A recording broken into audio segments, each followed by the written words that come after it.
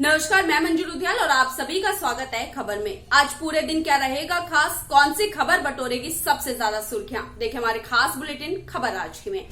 वित्त मंत्री निर्मला सीतारमण ने सोमवार को अब तक के सबसे उच्च स्तर पर पहुंचे पेट्रोल डीजल के दाम में कमी के लिए एक्साइज ड्यूटी में कटौती से इनकार कर दिया है। इसके पीछे की वजह बताते हुए कहा कि पिछले कुछ वर्षों में इन ईंधनों पर दी गई भारी सब्सिडी के एवज में किए जा रहे भुगतान के कारण उनके हाथ बंधे हुए हैं। वित्त मंत्री निर्मला सीतारमण ने आगे कहा कि कांग्रेस के नेतृत्व वाली पिछली यूपीए सरकार में पेट्रोल, डीजल, रसोई गैस और कैरोसिन की बिक्री उनकी वास्तविक लागत से काफी कम दाम पर की गई थी। तब की सरकार ने इन ईंधनों के सस्ते दाम पर बिक्री के लिए कई कंपनियों को सीधे सब्सिडी देने के बजाय 1.34 लाख करोड़ रुपए के तेल भंडार जारी किए थे। भारत में जारी टीकाकरण कार्यक्रम के लिए यह हफ्ता अहम साबित हो सकता है। खबर है कि सेंट्रल ड्रग्स स्टैंडर्ड ऑर्गेनाइजेशन की सब्जेक्ट एक्सपर्ट कमेटी वैक्सीन से जुड़ी 3 आवेदनों की समीक्षा कर सकती है, जिसमें जायडस कैडिला, कोवैक्स और स्पुतनिक लाइट का नाम शामिल हो सकता है। अगर इन तीनों वैक्सीन उम्मीदवारों को इमरजेंसी यूज ऑर्गेनाइजेशन मिल जाता है तो सरकार के इस साल के अंत तक पूरी आबादी को टीका लगाने के लक्ष्य को रफ्तार मिल सकती है। विदेश मंत्री एस जयशंकर ने मंगलवार को कहा कि काबुल के तालिबान के कब्जे में आने के बाद भारत अफगानिस्तान में स्थिति की बारीकी से नजर रख रहा है। उन्होंने कहा कि भारत सरकार काबुल में रह रहे अपने नागरिकों व सिख और हिंदू समुदाय के नेताओं के सीधे संपर्क में है। ट्वीट्स की एक श्रृंखला में विदेश मंत्री एस जयशंकर ने कहा कि काबुल में स्थिति की लगातार निगरानी की जा रही है, वहीं भारत लौटने के इच्छुक लोगों की चिंता को समझा जा रहा है। हवाई अड्डे का संचालन मुख्य चुनौती है। इस संबंध में भागीदारों के साथ चर्चा की गई है। अफगानिस्तान में तालिबान के कब्जे के बाद बने हालात को लेकर संयुक्त राष्ट्र सुरक्षा परिषद की आपात बैठक जारी है। इस बैठक की अध्यक्षता भारतीय विदेश मंत्री डॉक्टर एस जयशंकर कर रहे हैं। वहीं बैठक में संयुक्त राष्ट्र के महासचिव एंटोनियो गुटेरेस ने तालिबान से शांति बनाए रखने की अपील की।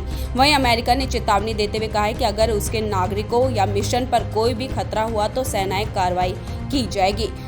सपा मुखिया व पूर्व मुख्यमंत्री अखिलेश यादव ने कहा है कि 2022 प्रदेश का सम्मान बचाने का चुनाव है। सत्ताधारी दल ने जनता से किया एक भी वादा पूरा नहीं किया।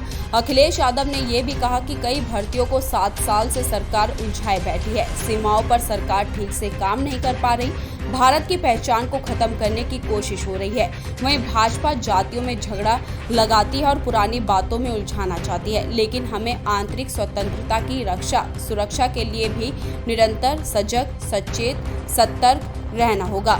देश की आजादी के लिए लाखों लोगों ने अपने प्राण न्यौछावर किए हैं, लेकिन यह सोचने का विषय है कि जिन उद्देश्य के लिए स्वतंत्रता आंदोलन का संघर्ष हुआ, क्या भारत उसी रास्ते पर चल रहा है। केंद्रीय रेल मंत्री और आईटी मंत्री अश्विनी वैष्णव को 12 जनपद का बंगला आवंटित किया गया है, जिसमें पहले लोक जनशक्ति पार्टी प्रमुख चिराग पासवान और उनका परिवार रहता था। यह बंगला पूर्व केंद्रीय मंत्री रामविलास पासवान को दिया गया था। इस मामले की जानकारी रखने वाले अधिकारियों ने ये जानकारी दी।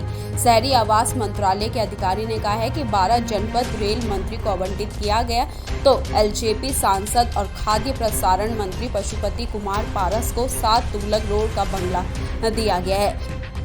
योगी सरकार ने बहुचर्चित बिकरू कांड के संबंध में गठित जांच आयोग की रिपोर्ट को सदन के पटल पर रखने का फैसला किया है। यह फैसला सोमवार को मुख्यमंत्री योगी आदित्यनाथ की अध्यक्षता में हुई कैबिनेट की बैठक में लिया गया। सुप्रीम कोर्ट के पूर्व न्यायाधीश न्यायमूर्ति डॉक्टर BS चौहान की अध्यक्षता में गठित 3 सदस्यीय जांच आयोग ने पिछले दिनों प्रदेश सरकार को अपनी रिपोर्ट सौंपी थी। कैबिनेट ने कमीशन ऑफ इंक्वायरी एक्ट 1952 की धारा 3 की उपधारा 4 के अधीन जांच आयोग की रिपोर्ट को सदन के पटल पर रखने का फैसला किया। वहीं कानपुर नगर जिले के बिकरू गांव में 2-3 जुलाई 2020 की रात्रि में 8 पुलिसकर्मियों की हत्या कर दी गई थी। इस हत्याकांड में शामिल अपराधियों के पुलिस के साथ मुठभेड़ में मारे जाने तथा गिरफ्तारी एवं अन्य घटनाओं की जाँच के लिए इस आयोग का गठन किया गया था। भारतीय मौसम विज्ञान विभाग ने सोमवार को कहा है कि दक्षिण पश्चिमी मानसून कुछ दिन के अंतराल के बाद फिर सक्रिय होने लगा है।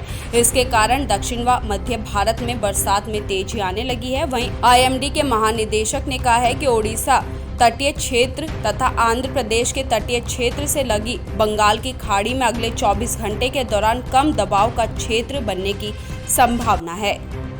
सारा अली खान सोशल मीडिया पर अपनी फोटो और वीडियो से खूब चर्चाओं में रहती है। अक्सर सारा फैंस के साथ अपनी पोस्ट शेयर किया करती है। वहीं इन दिनों उनके शानदार फोटो और वीडियो सोशल मीडिया पर खूब धमाका मचा रहे हैं। इसी क्रम में आगे बढ़ते हुए उन्होंने इंस्टाग्राम पर एक और फोटो शेयर किया जो जमकर वायरल हो रहा है। दरअसल सारा के पिता सैफ अली खान का जन्मदिन है और आज वो पूरे 51 साल के हो गए हैं। सारा ने उनका जन्मदिन करीना कपूर और छोटे भाई जय के साथ अनोखे अंदाज में मनाया।